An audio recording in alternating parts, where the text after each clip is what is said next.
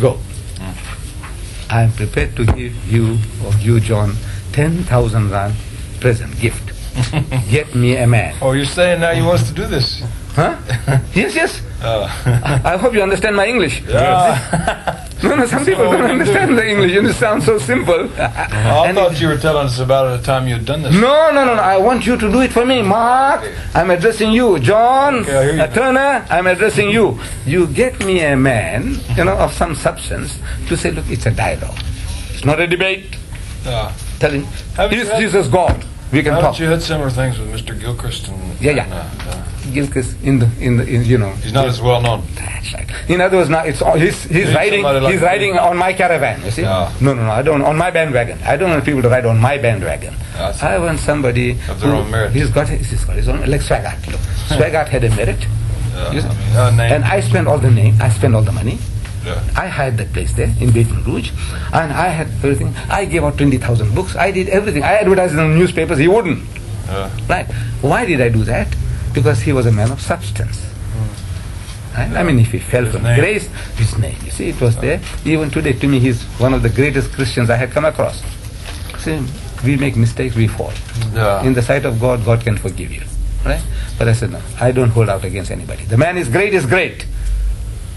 Get me somebody, and I want to do that exercise before I die. And I'm getting old now. Look, I'm 74 now. How long am I going to live? I said, look, before I die, I will have something big here in Durban. You seem as fresh as a daisy. Could we give a couple responses, and then you've been so gracious to give us so much time, and Please, we have to be Mark. to Westville Please, before Mark. now. One would be, I wish I knew somebody. I wish I knew somebody I could get and organize and give it some thought, but I don't know. I wouldn't be afraid of doing something like that. I know that. I hear you loud and clear, but I'm certainly not the person to be with you. Good. So, I don't know. I'll give some thought. And I give the reason why. You see, that name, Yeah, the name Mark would draw the people in. But if he's a moderator of the Dutch Reformed Church, Yeah. it carries weight. And if he makes a fool of himself, you can't say the fool knew nothing. Look, can you? It's his problem. Hurley, let him make a fool of himself. Yeah. You, Mark, if you make a fool of yourself, he says, who's this Buck fellow? We don't know him. I agree. I hear you loud and clearly on that. The other is that I'd just like to say thank you so much for giving us your time. I think it's valuable to hear this. One of the things that I'm interested in doing. Yes, Mark. Our news correspondent was here. He said to Mohammed, and he said to your other fellow, he says, one of our aims is, we feel like we're supposed to love people. And how can we love people we're afraid of? And there's been so much misunderstanding, and this helps me to understand you as a person and understand Islamic faith. I don't think I'm going to go out of here as converted today, just like I didn't come here with that intention of trying to convert you to my way. Thank you. I would like to maybe come back sometime, and maybe your son or somebody could share with me just some of the nuts and bolts of your operation here at the center. So what some of your goals are, your tactics, your methods, your methodology of your militancy and that kind of thing. I enjoy, it's like sitting there and listening to my grandfather tell stories or something, and you tell Bible stories better than I can, and I'm a preacher, and I enjoy hearing these, they come alive to me. And I didn't know that. I was talking to a preacher. I didn't know that, Mark. To me, no, really. member of the mission, whatever, so I just welcome anybody is. But no, really, I love this, and I think it's a valuable experience just to hear you tell the stories and to see them from your viewpoint. So I just wanted to say thank you for all that, and Yes, Mark. and I think that certainly, as you said, dialogue cannot hurt us at all. And I respect you as an elderly gentleman. You obviously know your stuff, and you know a lot about my stuff, and I appreciate that.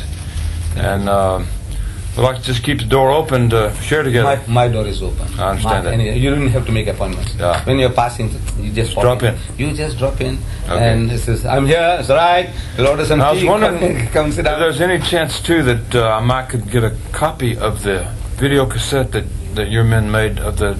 We were here on 2 days. Right. Us in this room here, Right. And the video, I wondered if they would be willing to let me have a copy. Yes. I'll bring the tape or something of that nature. Yes. Now, did they also, your people, did they do any... We have still photographs. Oh, I see, yes. And our men, too, promised Mohammed, he said, if I write something, I'll send you a copy of anything I write. Right. So anything that we write or publish, you get copies of and that kind of thing.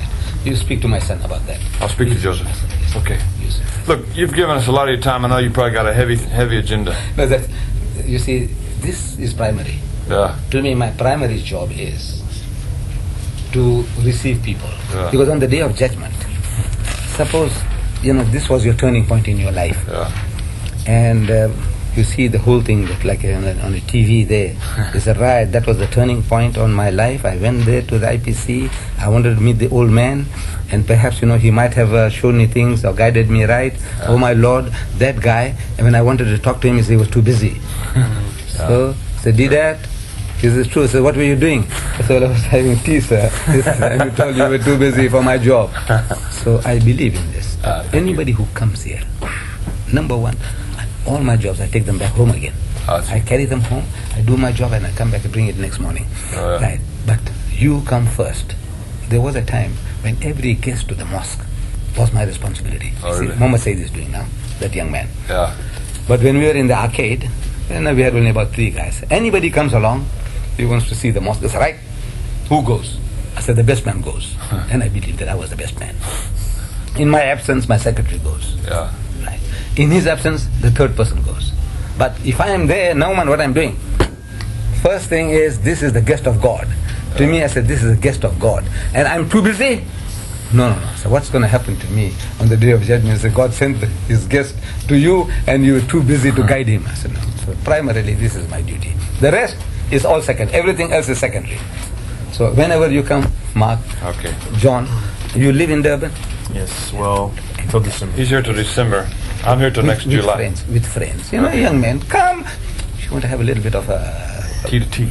A boxing match. Okay. You don't have to pull punches. He said, yes, uncle, it sounded very nice. But you people say so. Don't be afraid. Because this old man can take anything. I can imagine that. Because to me it's an opportunity of disabusing your minds, or I'm a failure. So then either way is proving to me, say, look man, you failed. It's not God who failed, I failed. But I can try. So to me it's an opportunity. Whatever you come with, yourself, Mark, as well. Any type of thing. You say, look, yes, Mr. Deedat, I read the Quran or I glanced through it, but I find this, it sounds incongruous. I was going to ask you that. Do you have any copies of the Quran in English that that you like give to guests or anything like that, or should we buy one down at the store? Yeah, what we do, we give to ordinary people. Yeah. A man comes along like you now, for example, right? And you, John.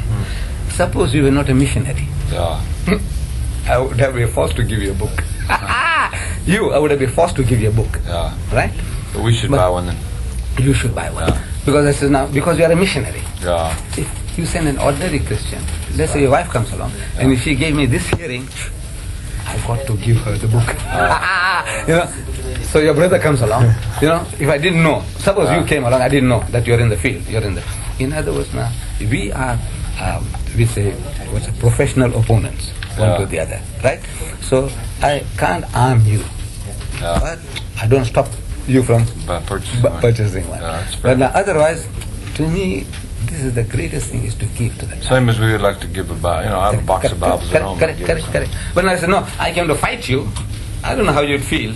I'm a black belt karate expert of religion, and I came to give you headache. And then he says, no, I give you this. It doesn't come spontaneously. I'm not a hypocrite. No, you're straight on. Thanks for your time today. Mark, it was a pleasure and a privilege.